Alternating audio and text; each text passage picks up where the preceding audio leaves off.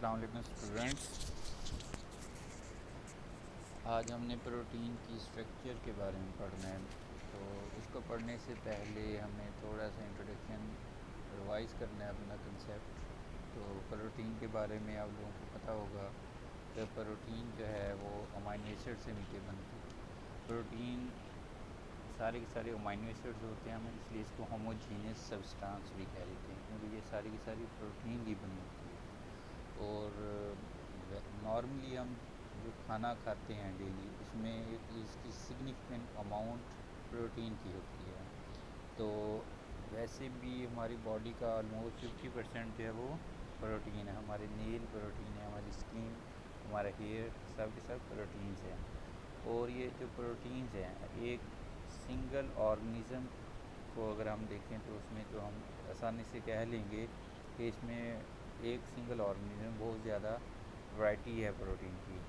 तो लेकिन अगर हम एक सेल पर लेकर आएँ तो एक सेल के अंदर भी बहुत ज़्यादा प्रोटीन की वैराइटीज़ हैं, और मोर देन 10,000 डिफरेंट टाइप्स की प्रोटीन सिंगल सेल में मौजूद होती है। और ये जो प्रोटीन्स होती हैं ये अमाइनो एसिड से मिलके बनती हैं। और ये जो अमाइनो एसिड्स होते हैं, और ये बेसिकली इनकी जो सीक्वेंस होती है अमाइनो एसिड की सीक्वेंस, और इनकी जो साइड चेंज होता है जिसको आर ग्रुप भी कहते हैं, और सीक्वेंस प्लस साइड चेंज मिल के प्रोटीन का फंक्शन और स्ट्रक्चर डिफाइन करते हैं। तो अब हम स्टार्ट करते हैं। ये है सिंगल अमाइनो एसिड, सिंपल सा है। देखें, जिसके साथ ये कार्बन के साथ एक कार्बोक्सिल ग्रुप है, एक अमाइनो ग्रुप है। तो इस कार्बन को अल्फ़ा कार्बन कहते हैं, और इसको अल्फ़ा अमाइनो ग्रुप कहते हैं, और इसको अल्फ़ा कार्बोक्सिल ग्रुप कहते हैं। ये भी कंसेप्ट रिवाइज है क्योंकि हम इससे पहले पढ़ चुके हैं। तो आपको ये भी पता है 20 डिफरेंट टाइप्स की प्रोटीन्स होते हैं, अमाइनो एसिड्स होते हैं प्रोटीन में। तो अब साइड चेंज होता है, ये जो आर ग्रुप जो है, ये वाला आर ग्रुप, ये साइड चेन कहलाता है। ये बेसिकली बताता है कि प्रोटीन का स्ट्रक्चर कैसा होगा, और इसका फंक्शन जो है वो, या नेचर जो होगी स्ट्रक्चर की, वो क्या होगी।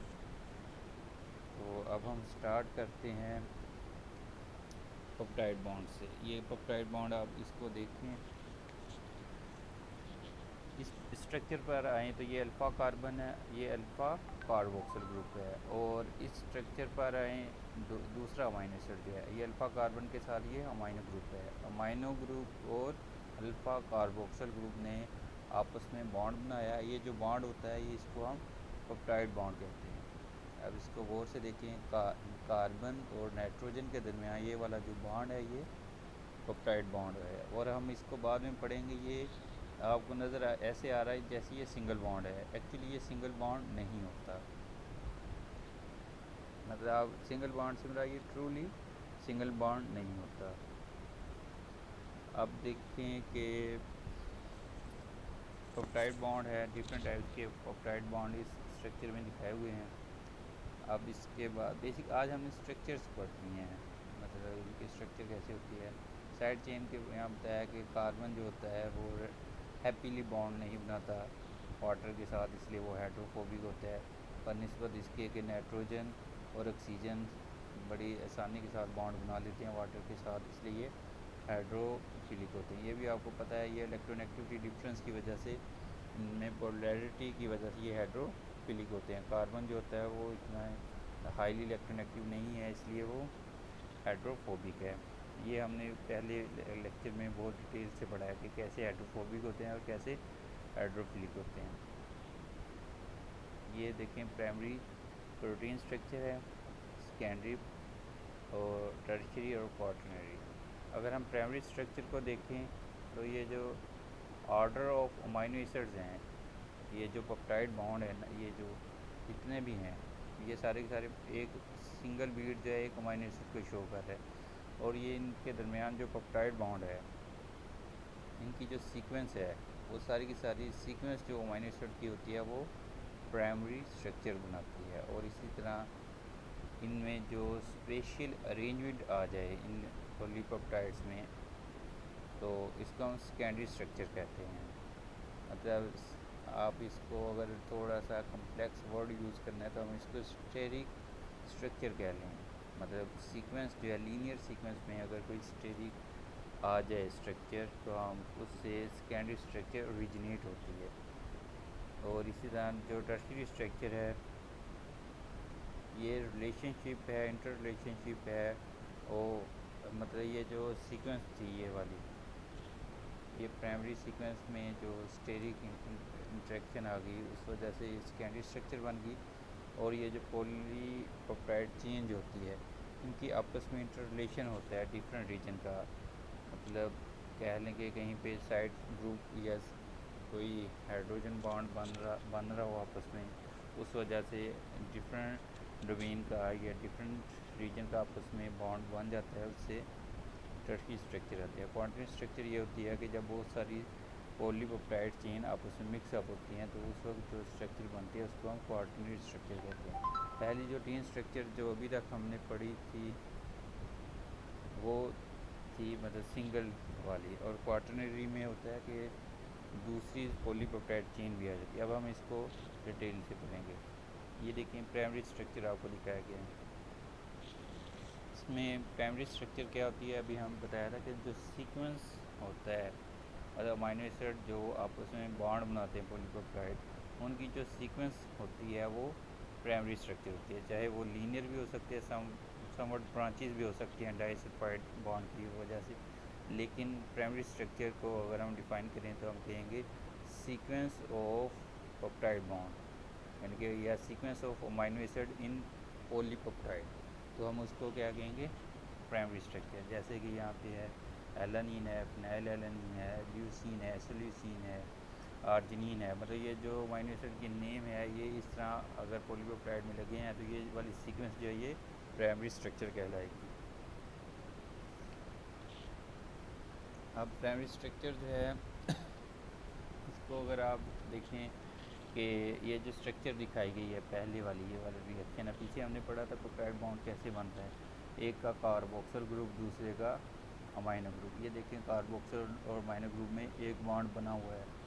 ये बेसिकली आप कह लें कि ये ट्रांस बॉन्ड है।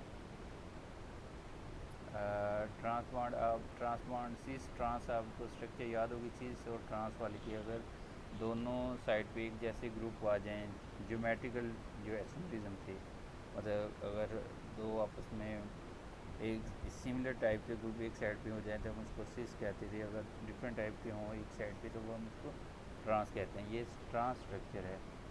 तो ट्रांस स्ट्रक्चर तो कार्बन और नाइट्रोजन के दरमियान जो बॉन्ड होता है ये ट्रांस बॉन्ड होता है। ट्रांस बॉन्ड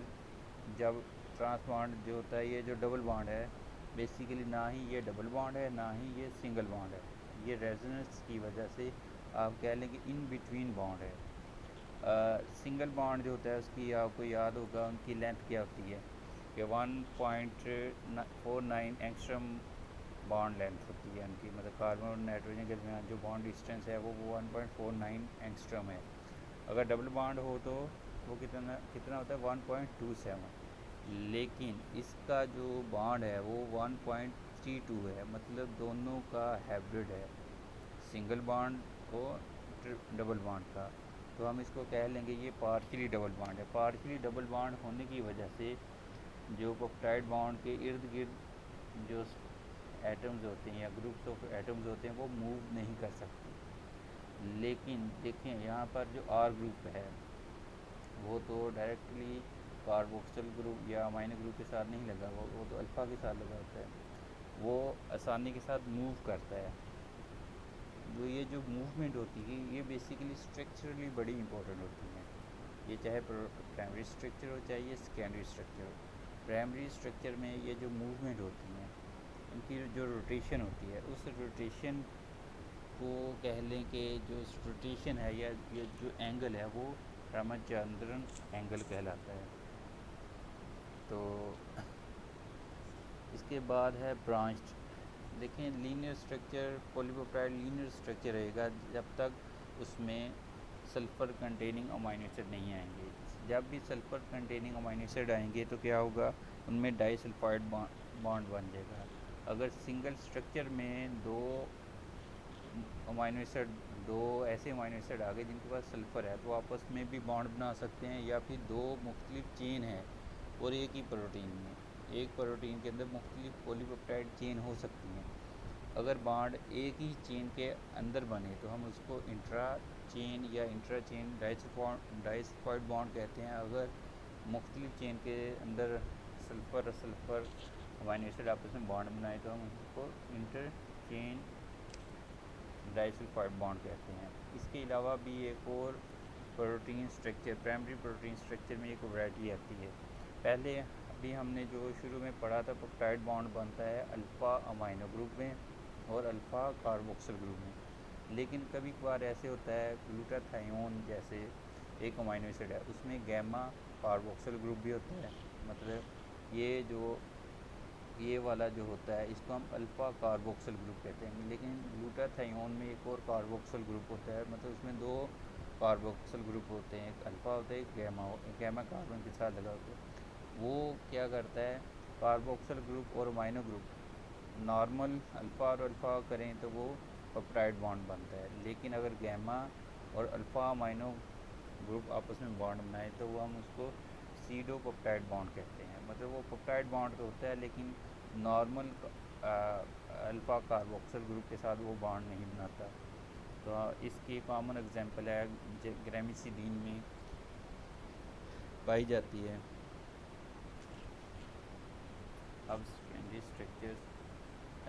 स्ट्रक्चर दूसरी वीडियो में है, मैं अपना। अल्लाह हाफिज़।